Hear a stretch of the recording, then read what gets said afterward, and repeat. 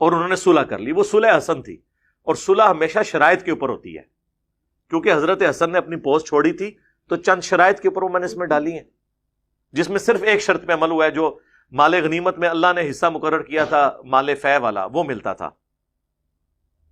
اہل البیت کو، باقی حضرت علی کی توہین اسی طرح جاری تھی۔ تو یہ صلح حسن کے پیچھے نہ چھپا کریں، صلح حسن منسوخ ہو گئی اسی دن جس دن حضرت معاویہ نے اس کی شرائط توڑ دی۔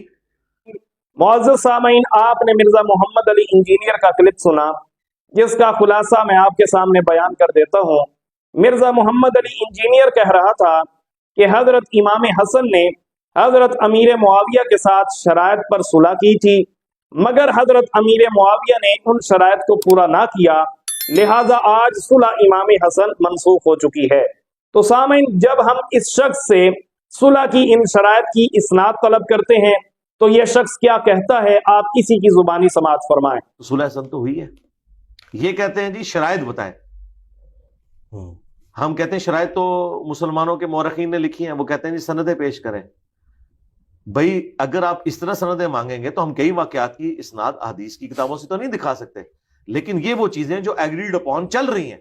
تو سامعین، آپ نے سنا یہ شخص خود مان رہا ہے کہ صلح کی ان شرائط کی اسناد موجود نہیں ہے، اور کہتا ہے کہ مورخین نے ان شرائط کو لکھا ہے۔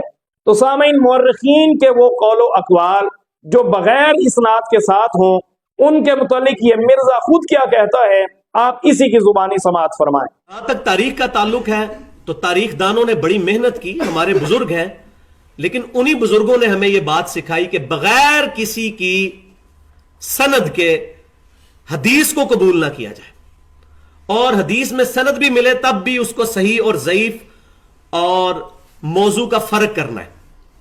تو جب حدیثیں نہیں لی جائیں گی سند کے بغیر اور سند کی صحت کے بغیر، تو اقوال جو واقعہ کربلا کے بارے میں ہے یا یزید کے بارے میں ہے یا بنو امیہ کے بارے میں ہے، وہ بغیر سند کے کیسے لیے جا سکتے ہیں؟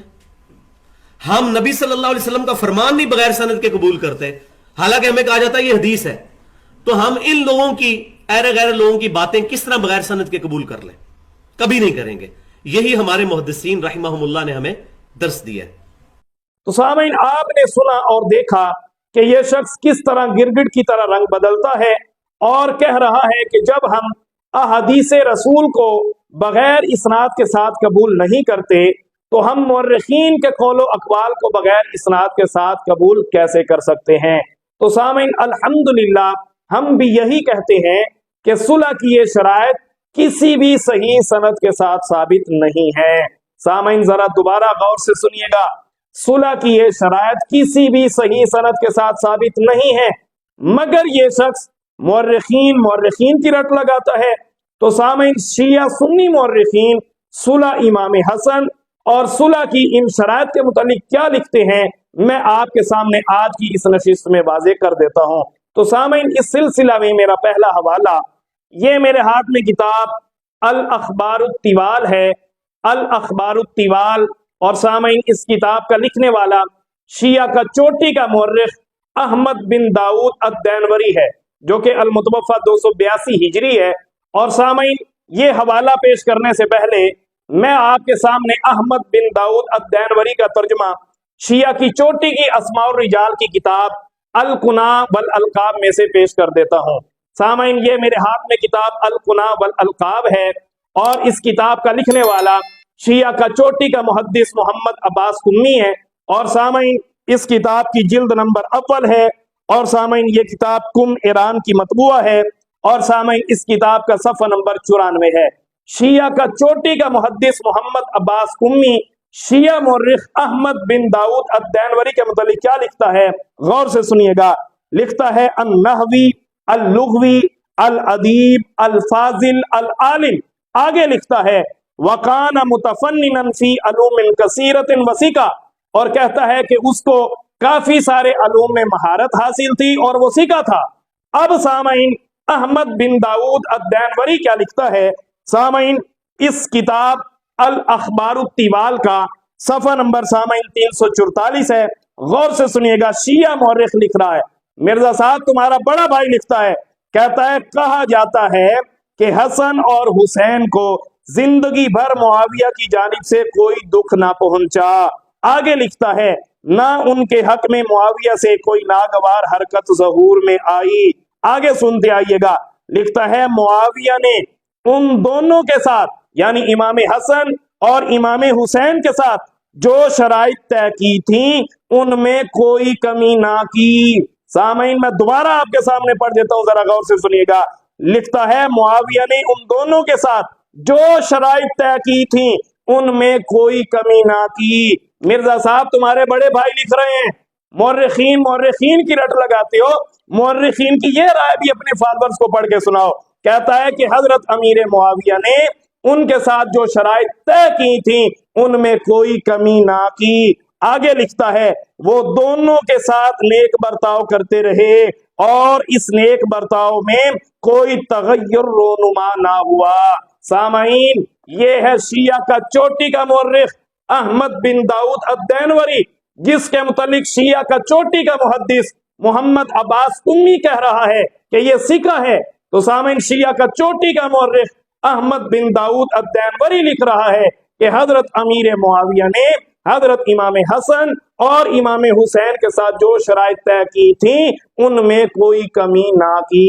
इससे आगे सामईन, ये मेरे हाथ में किताब बिहारुल अनवार है, जिसका लिखने वाला शिया का मुहद्दिस मुल्ला बाकिर मजलसी है। सामईन, इस किताब की जिल्द नंबर 44 है और यह किताब ईरान की मतबूआ है और सामईन इसका सफ़ा नंबर 413 है। मुल्ला बाकिर मजलसी शिया सुन्नी मुअर्रिखीन के हवाले से लिखता है, कतबू इलल हुसैनी फी खल्अ मुआविया वल बैअति लहू फमतना अलैहिम। लिखता है कि इमाम हसन की शहादत के बाद अहले इराक ने इमाम हुसैन की तरफ खतूत लिखे और उन्हें यह कहा कि आप हजरत अमीर मुआविया की गई बैत को तोड़ दें और उनके साथ किया गया सुलह वाला मुआहिदा खत्म कर दें। फमतना अलैहिम, तो इमाम हुसैन ने मना कर दिया। आगे लिखता है, वज़कर अन्ना बैनहु व बैन मुआविया अहदन व अक़दन ला यजूज़ु लहू नक़दुहु हत्ता तमदियल मुद्दतु। आपने फरमाया कि हमारे और अमीर मुआविया के दरमियान सुलह वाला और बैत वाला मुआहिदा हो चुका है और फरमाया कि मैं इस मुआहिदे को मुद्दत से पहले खत्म नहीं कर सकता।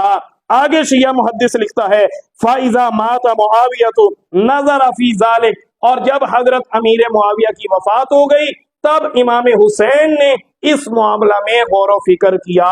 सामईन, शिया का चोटी का मुहद्दिस मुल्ला बाकिर मजलसी शिया सुन्नी मुअर्रिखीन के हवाले से लिख रहा है कि इमाम हुसैन रज़ियल्लाहु ताला अन्हु ने हजरत अमीर मुआविया की वफात तक न आपकी बैत को तोड़ा और ना ही सुलह को मनसूख किया। इससे आगे सामईन, ये मेरे हाथ में किताब अत-तदहियत वर-रम्ज़ है, अत-तदहियत वर-रम्ज़, और सामईन ये किताब बैरूत लबनान की मतबूआ है और इस किताब का लिखने वाला शिया का मुअर्रिख as-सैयद अब्दुस्साहिब नासिर आले नसरुल्लाह है। और सामईन, इस किताब का सफ़ा नंबर 314 है। लिखता है, व इन्नहुमा इल्तज़मा बिहाज़िहिल बैअति इला अन मातल हसन मस्मूमन। लिखता है कि उन दोनों ने यानी इमाम हसन और इमाम हुसैन ने हजरत अमीर मुआविया की बैत को अपने ऊपर लाजिम कर लिया और इमाम हसन मुस्तफा को जहर देकर शहीद कर दिया गया। आगे लिखता है, वलम यनकुदहल हुसैन बादा वफात अखीही। लिखता है कि इमाम हुसैन रज़ियल्लाहु ताला अन्हु ने अपने भाई की शहादत के बाद भी इस मुआहिदे को, इस बैत को न तोड़ा। आगे लिखता है, वहत्ता वफात मुआविया, यहाँ तक के हजरत अमीर मुआविया की वफात हो गई। सामईन, शिया मुअर्रिख लिख रहा है कि इमाम हुसैन रज़ियल्लाहु ताला अन्हु ने वफात अमीर मुआविया तक न आपकी बैत को तोड़ा और ना ही सुलह को मनसूख किया। सामईन, आज की इस नशिस्त में मैंने आपके सामने शिया सुन्नी मुअर्रिखीन के हवाले से आपके सामने वाज़ेह किया कि हजरत अमीर मुआविया रज़ियल्लाहु ताला अन्हु ने सुलह की तमाम शराइत को पूरा किया और इमाम हुसैन रज़ियल्लाहु ताला अन्हु ने वफात अमीर मुआविया तक न आपकी बैत को तोड़ा और ना ही सुलह को मनसूख किया। सामईन, इमाम हुसैन तो आपकी वफात तक सुलह को मनसूख नहीं कर रहे और ये आज 1450 साल बाद आकर कह रहा है कि सुलह इमाम हसन मनसूख हो चुकी है। दर हकीकत ये शख्स बुग़्ज़े अमीर मुआविया में अंधा हो चुका है। میں مرزا تم سے پوچھتا ہوں تمہیں کس نے اختیار دیا ہے کہ تم اس صلح کو منسوخ کہہ رہے ہو؟ ٹائم تمہارے پاس قیامت تک ہے، جواب دو، تمہیں کس نے اختیار دیا ہے کہ تم اس صلح کو منسوخ کہو؟